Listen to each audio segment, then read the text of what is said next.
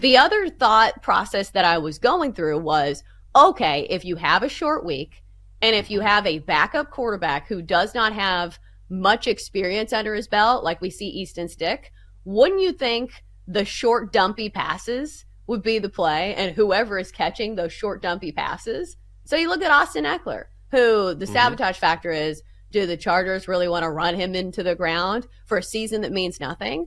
But still, you look at his receiving prop in this one. He's somebody that's been kind of feast or famine. He is either raking them in or he is not going for much. If you look at his last few game logs, receiving wise, last game, 49 yards, which is the one game that we had Easton Stick in, 9 receiving yards, 32, 6, and 48. But again, we have only seen one game from Easton Stick, and it's been a game where Austin Eckler had quite a few receiving yards. So I think that's the play for me. That's the one that makes the most sense. Easton Stick probably, shoveling off a few dumpy passes to Austin Eckler. He's still the best player on their team. I think that is the way to go. If you look at Austin Eckler's receiving prop tonight, 30.5, maybe that's the way to go. Yeah, I'm going to go. You know what? I'm going to go Austin Eckler over 3.5 receptions. So you can find this right now at -148. It's a little juicy, but I like that play as well. You talk about those short, dumpy passes. I just feel like we're going to see that all game long. Max Crosby is going to try and play in this game for the Raiders. Can't you just see him bearing down on Easton Stick all game long? And Easton Stick is like, I'll just throw it out in the flat and let Austin do his thing. And you, oh, God. What was the God, I wish I could remember what this highlight was. And it was it was an NFL highlight and they had a quarterback mic'd up. I forget who it was. And like Aaron Donald broke through the line and the quarterback's like, oh my God, like immediately like saw Aaron Donald bearing down, was like, this is a monster coming at me. And I feel like it's going to be the same way for Easton Stick. By the way, Easton Stick has been with the Chargers. This is crazy.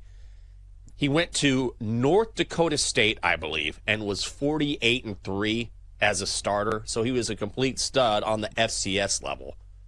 But this is a big jump. He's been with the Chargers since 2019. He's played a total of 2 games, and that includes last week. So I just can't see a situation where he's throwing downfield. So I'm going to go Austin Eckler over 3.5 receptions. I feel like he is going to be the safety valve of safety valves tonight. Do we think these odds change after this week? Do you think this is a massive game for the narrative on Dak Prescott? I do. And I think there's a real chance Brock Purdy's going to win this thing. Honest to God. I know it sounds crazy, but if Dak, I will say this. This is a crucial weekend for Dak, and I know it's only 1 week. But if he goes into Buffalo against a very good Bills team, despite that record, and he performs well, and the Cowboys win, I'm on the Bills this week. I think Buffalo's going to win this game. But if Dak performs really well in that environment on the road, then I think he solidifies his candidacy and probably wins it. But it's just that the Cowboys have been so great at home. They won 15 straight at home, which is just ridiculous. If Dak falters this weekend, then I think Brock Purdy, based on the rest of their schedule and the fact that the Niners are so dominant, probably wins this thing. I hate to say it's based on 1 week, but I think that could actually happen.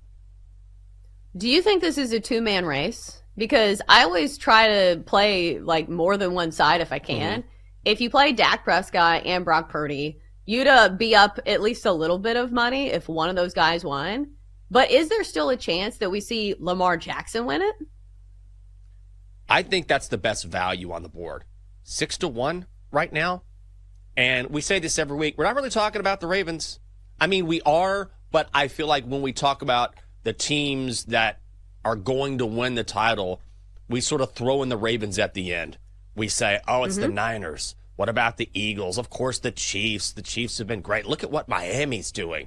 And then we say, Baltimore's having a good season too. The Ravens are good. The Ravens are very good.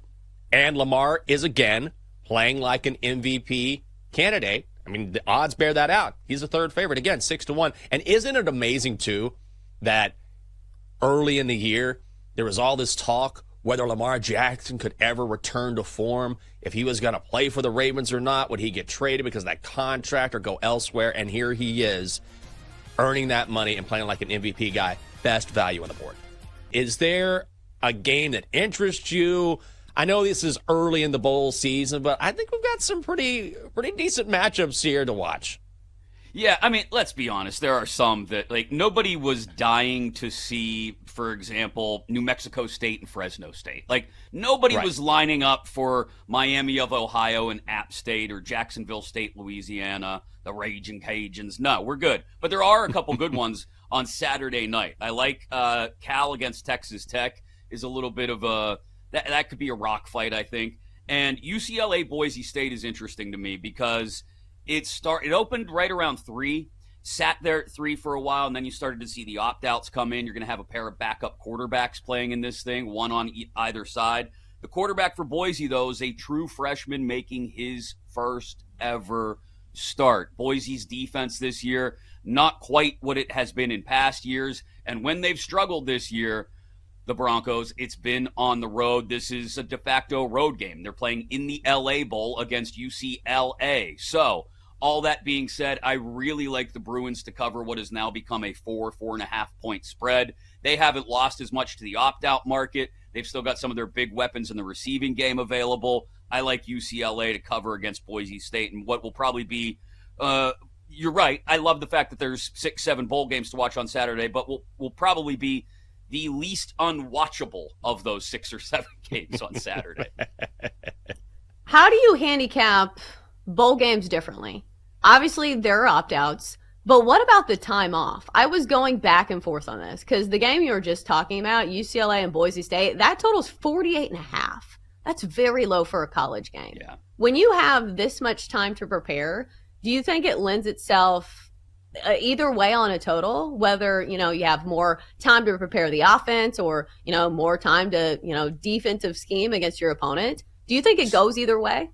So I wouldn't look at coaching as much, Chelsa, as I look at, like I've said all year, the quarterbacks. And so, for example, this one, you talk about a low total, it makes sense because we've got 2 backup quarterbacks and one guy, like I said, making his first ever collegiate start.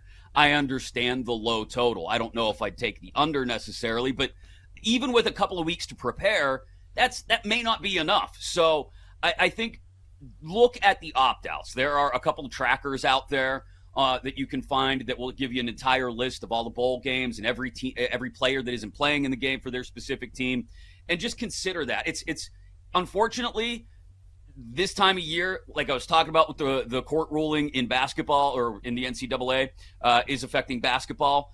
In football, we're talking about opt-outs, so it requires extra homework this time of year, which nobody really wants. But if you want to make sure you're getting it right, or at least not going the wrong direction, unfortunately, homework is part of the deal.